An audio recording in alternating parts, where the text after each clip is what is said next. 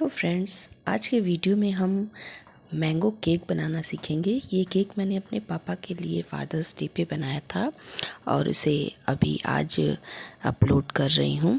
तो चलिए देखते हैं मैंने इसे कैसे बनाया है। तो स्पॉन्ज को मैंने पानी से न करके दूध से किया था। ये रसमलाई वाला जो दूध बनता है वही दूध मैंने बनाया था और उसमें मैंगो इमल्सन डालकर उसमें मैंने उसको मैंगो फ्लेवर दिया था। और उसके बाद चलिए अब स्पॉन्ज को मैं कट कर लेती हूँ। सबसे ऊपर की लेयर को कट करना बहुत ज़रूरी होता है, इससे उसमें सोकिंग बहुत अच्छी होती है। तो ये हाफ़ केजी का केक मैंने बनाया है। 6 इंच के केक टिन में मैंने इसे बेक किया था और ये देखिए गरम गरम ही है, इसलिए मैं इसे धागे से कट कर रही हूँ। चलिए अब हम केक बनाना स्टार्ट करते हैं। सबसे पहले मैंने बेस को दूध से मॉइस्ट कर लिया है और उसके बाद क्रीम को अप्लाई किया है। क्रीम लगाने के बाद उस पर क्रश लगाएंगे और फिर उसके बाद साइड का भी क्रम कोट साथ साथ में करते चलेंगे तो अच्छा रहता है।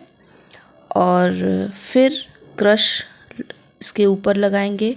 मैंगो क्रश है, मालाज़ का मैंगो क्रश है मैंने लिया है। इसके ऊपर अब सेकंड लेयर की स्पॉन्ज रख देंगे और फिर उसे दूध से सोक करेंगे। हमें सोकिंग बहुत अच्छे से करनी है और सोक करने के बाद हम उसके ऊपर क्रीम अप्लाई कर क्रीम के ऊपर मैं क्रश को अप्लाई कर रही हूँ। आप चाहें तो फ्रेश मैंगो का कंपोट बना के भी अप्लाई कर सकते हैं। तो तीनों लेयर्स को इसी तरीके से आपको लगा देना रहेगा। फिर उसके बाद हम साइड का भी क्रम कोट करते चल रहे हैं। तो क्रम कोट करना बहुत ज़रूरी होता है, इससे हमारे सारे क्रम्स जो है वह सेटल हो जाते हैं।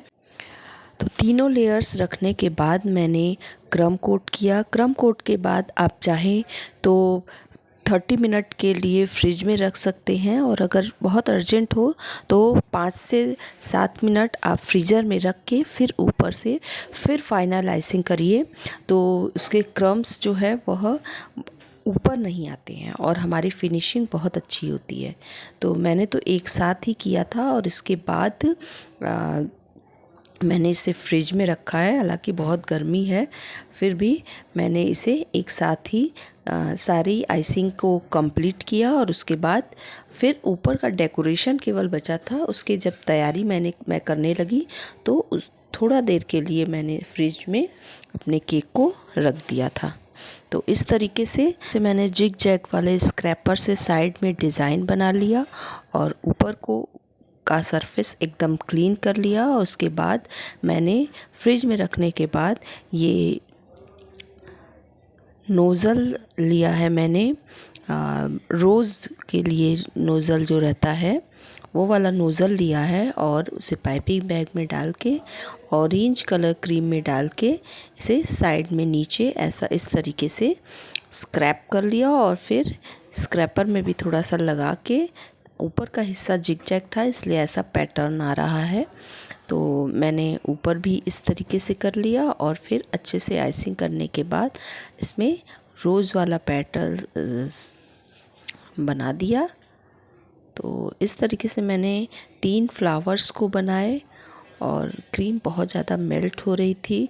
मुझे बहुत दिक्कत आ रहा था काम करने में, लेकिन फिर भी मैंने जैसे तैसे उस गर्मी में भी अपने काम को कंप्लीट किया। और ये केक मैं रात को 12 साढ़े 12 बजे बना रही थी, जब सब सो गए थे उस समय मैं ये केक बना रही थी। और देखिए ये बन चुका है मेरा।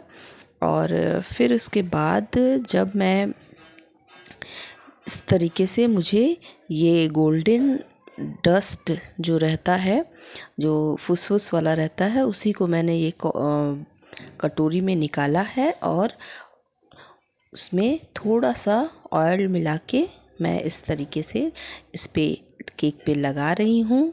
और इस पर लगाने के बाद मैं ऊपर फ्लावर पे भी लगाऊंगी। और तो नीचे के पार्ट पे मैंने गोल्डन लस्टर डस्ट को जो ऑयल में मैंने मिक्स किया था, चारों तरफ मैंने लगा दिया है ब्रश से, और फिर उसी ब्रश से मैंने गोल्ड पेटल्स के ऊपर वाले हिस्से पर भी लगा दिया है। तो इस तरीके से मैंने अपने केक को कंप्लीट किया और फिर पाइपिंग बैग में ग्रीन कलर का क्रीम भर के मैंने लीफ बना दिया है। और फिर तो इस तरीके से मैंने अपने केक को कंप्लीट किया।